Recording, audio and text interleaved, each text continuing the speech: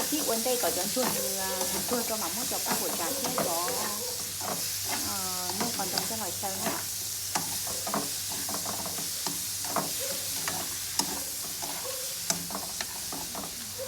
Ok.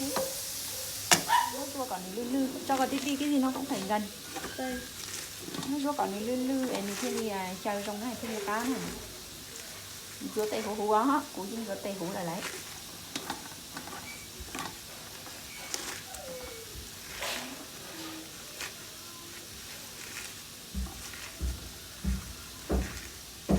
Mua đi chả còn lư lư thôi để khi lấy cá hả?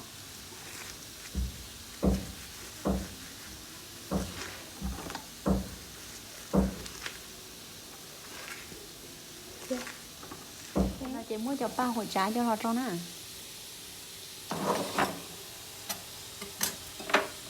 Quay ở đây thôi.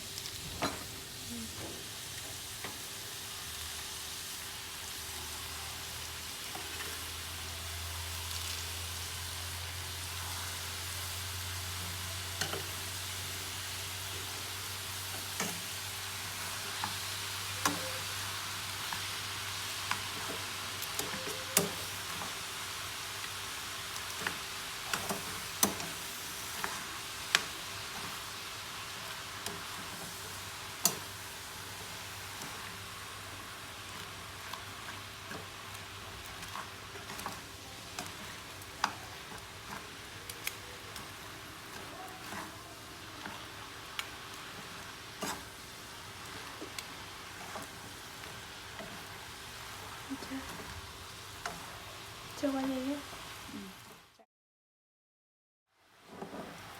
Thằng là nói chị muốn chấm nó còn đông cho nói chơi nữa thầu cho chua thiết cho bao hồi trái này từ tua cho lại chị muốn chấm nó còn đông cho nói chơi rồi.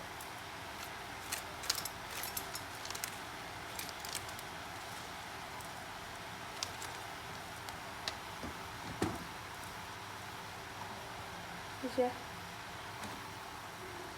Rồi.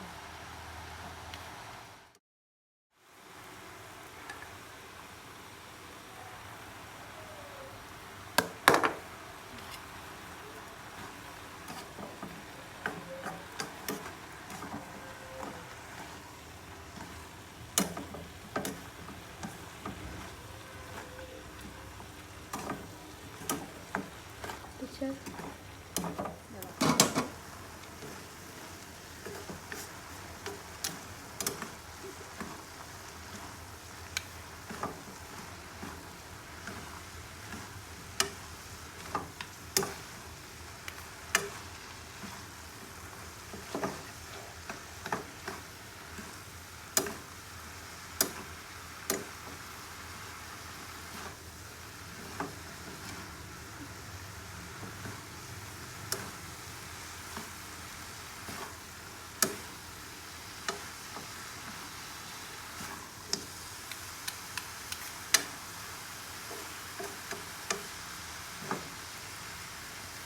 Sao sẽ phải chả Quay làm gì à?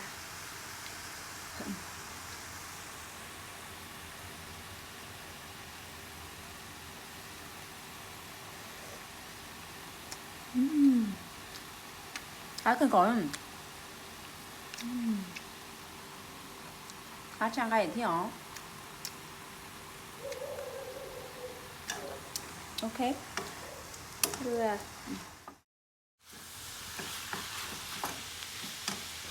Hôm nay cái xía nó xía là cũng chạy đây ha. Chạy lá.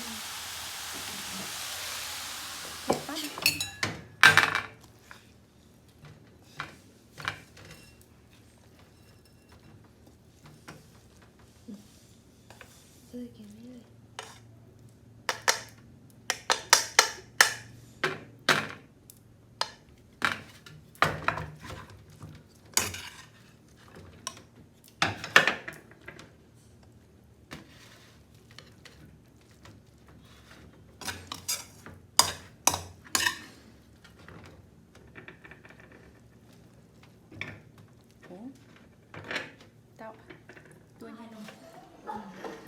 Thao ký tao lo gì cho nó giờ ba hậu cháo chơi chuột yết thế nên lông còn đông nó dọ cho nó với giờ cho mua nhóm đầy về món to xía nó nhưng cho mua cái mua lúc đầu lúc chạy tận lúc xía nó này dân mua khăn gạo nữa cho nó cũng mua tao xía này trong đi nó dọ nó xí xe cá trong đi chả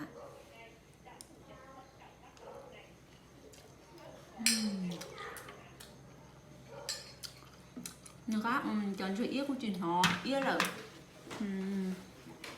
cho ba hồi cháo nó của chuyện họ học đùa là nhưng cá khăn gạo đi á này hãy giảm nó và cá khăn gạo đi nó hai tiếng lên tiêu chỉ tao nó đôi chạy qua xỉ đi nó trời nó cá cờ theo này dân xỉ nó cờ lió